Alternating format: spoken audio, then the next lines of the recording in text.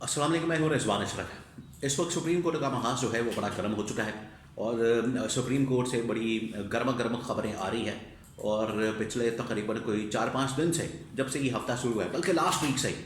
Last week Friday Saturday को ये मामला शुरू होता है और फिर इस मंडे को जो है वो शिद्दत इख्तियार कर जाता है और फिर मंडे, ट्यूसडे, बुध, जुमेरात और आज जुम्मे रात हो गई है। लेकिन फिर भी ये जो ख़बरों का सिलसिला है सुप्रीम कोर्ट से, धमाका केस किस्म की, तहलका केस किस्म की, वो आने का सिलसिला जारी है।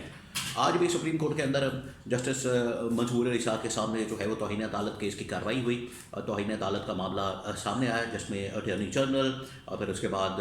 एडिशनल अटॉर्नी जनरल, फिर उसके बाद रजिस्ट्रार, जो सुप्रीम कोर्ट का अमला है, वो सारा का सारा वहाँ पर मौजूद था। और अब हर कोई जो है अपनी सफाई के अंदर बात कर रहा है। लेकिन वहाँ पर 2-3 चीज़ें जो हैं वो बड़ी अहमियत की हामिल हैं। 2-3 चीज़ें बहुत अहम हैं और उसके अंदर से आपको सारी कहानी पता लग जाती है, उसके अंदर ही आपको सारा मामला समझ आ जाता है। एक तो सुप्रीम कोर्ट के अंदर क्या चल रहा है, मामला क्या है और वहाँ पर लेटेस्ट डेवलपमेंट्स क्या है, आज क्या हुई हैं, इसके बारे में बड़ी अहम तरीन मालूमात मेरे पास मौजूद है, वो आपके साथ मैं शेयर करता हूँ। सेकंड ये कि जो इस्लामाबाद हाई कोर्ट के अंदर भी थोड़ी बहुत मैनेजमेंट आपको नज़र आ रही है। इस्लामाबाद हाई कोर्ट के अंदर भी जजेस को लाया जा रहा है, वो किस मकसद के लिए लाया जा रहा है, वहाँ पर लाने का मकसद क्या है, वहाँ पर क्यों जजेस को पिछले तकरीबन कोई 2-4 दिन के अंदर बड़ी जल्दी के साथ तैनात कर दिया गया है, उसके पीछे क्या वजूहात है, उसके पीछे क्या कहानी है, उसके पीछे क्या स्टोरी है, वो भी मैं आपके साथ शेयर करता हूँ। और गवर्नमेंट का इस बारे में क्या सोचना है, इसके बारे में बड़ी अहम तरीन मालूमात मेरे पास मौजूद है, वो आपके साथ मैं शेयर करता हूँ। तो पहले मैं इस्लामाबाद हाई कोर्ट की बात कर दूँ, उसके बारे में आपको इन्फॉर्मेशन दे दूँ, उसके बारे में बता दूँ। फिर उसके बाद सुप्रीम कोर्ट पाकिस्तान के अंदर जो इस वक्त महाज खुला हुआ है, जो इस वक्त वहाँ पर एक माहौल बना हुआ है, बड़ी वहाँ पर गर्मा गर्मी और बड़ी शिद्दत वाला माहौल बना हुआ है, उसके बारे में आपके साथ मैं इन्फॉर्मेशन शेयर करता हूँ। तो पहले इस्लामाबाद हाई कोर्ट के अंदर आपको पता है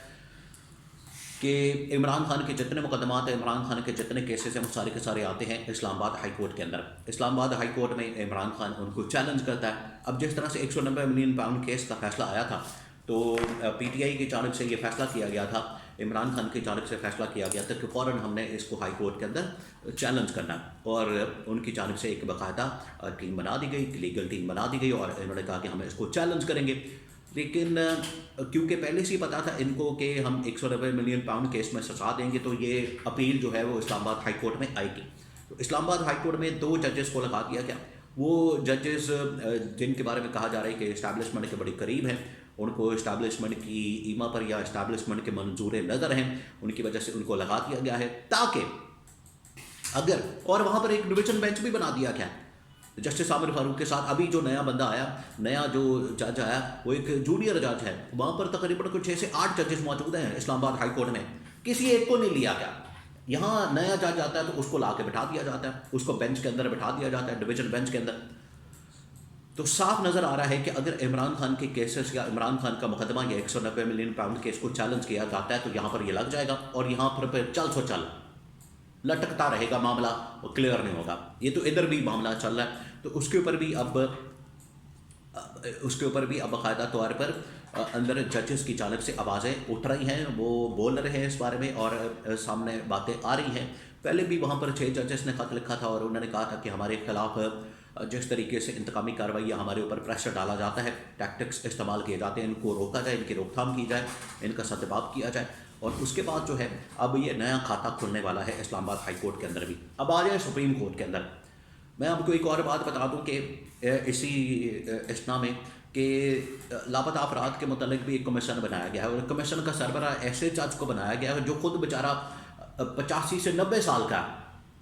85 से 90 साल की उसकी उम्र है, वो खुद सही तरह से चल नहीं सकता, अस्पताल के अंदर है, अस्पताल से उसकी तस्वीरें आ रही है, बीमार पड़ा हुआ है। वो तो ऐसा लगता है कि जिस तरह से खुद बेचारा चलने फिरने से कासिर है, वो उसको बना के, तो वो लापता अफराद के मतलब क्या करेगा, ये इससे आपको समझ आ जानी चाहिए कि ये फ़ैसले कहाँ पर हो रहे हैं। अब आ जाए सुप्रीम कोर्ट पाकिस्तान में। सुप्रीम कोर्ट ऑफ पाकिस्तान में आपको पता है कि वहाँ पर तौहीन अदालत का केस चल रहा है, तौहीन अदालत की कार्रवाई हो रही है, तौहीन अदालत का मामला चल रहा है और वहाँ पर बेंच लगा हुआ है जस्टिस मंसूर अली शाह की सरबराही में। यहाँ पर जस्टिस आयशा मलिक, फिर उसके बाद जस्टिस अकील अब्बासी, इरफान सादत वगैरह, وہ سارا اس معاملے کو سن رہے ہیں. وہاں پر کیونکہ ایک کیس کو لگایا جاتا ہے، ایک کیس لگایا جاتا ہے جو کہ آخر کار جو 26ویں آئینی ترمیم ہے، 26ویں آئینی ترمیم کے اوپر سوالات پیدا کرتا ہے، سوالات کھڑے کرتا ہے اور 26ویں آئینی ترمیم کو کویشچن کرتا ہے. تو جب وہ کیس لگایا گیا تو وہاں پر کچھ اس طرح سے خفیہ طریقے سے اس کیس کو ایک تو کاز لسٹ سے نکال دیا گیا سپریم کورٹ پاکستان سے کہ منڈے کو اس کی سماعت ہونی تھی، لیکن جب بینچ بیٹھا، ججز آ کے بیٹھے تو ان کو پتہ چلا کہ یہ تو کاز لسٹ کے اندر ہے ہی نہیں. تو وہاں پر پوچھا گیا یہ کیسے نکلا وہاں سے، تو وہاں پر بتایا گیا وہ ججز کمیٹی کی میٹنگ ہوئی اور اس کے اندر یہ کاز لسٹ سے نکلا ہے اور آئینی بینچ کے پاس چلا گیا ہے.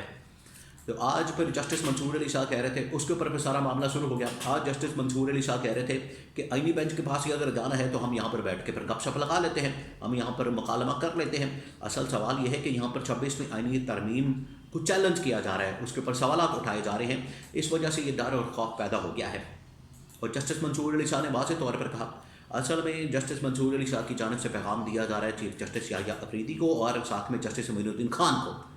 جو کہ آئینی بینچ کے سربراہ ہیں، کہ اس وقت 26ویں آئینی ترمیم کے بینیفیشری یہی دو لوگ ہیں،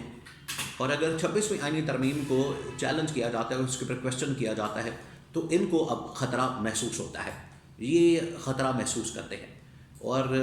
باہر اس وقت جو سپریم کورٹ بار ہے یا پاکستان بار کونسل ہے اور جتنے ٹاپ کے وکلا ہیں، انہوں نے تو 26ویں آئینی ترمیم کو چیلنج کیا ہوا ہے. وہ تو اب اس معاملے کے اوپر ایک فل کورٹ بھی بنانے کی ڈیمانڈ کر رہے ہیں، فل کورٹ کا مطالبہ کر رہے ہیں کہ فل کورٹ بنایا جائے اور فل کورٹ بنا کے جو ہے اس معاملے کی پوری سماعت کی جائے، اس کیس کو ٹیک اپ کیا جائے. کیونکہ تقریباً کچھ 40 سے 50 یا 50 سے 60 جو درخواستیں ہیں وہ اس وقت سپریم کورٹ کے اندر 26ویں آئینی ترمیم کو چیلنج کر کے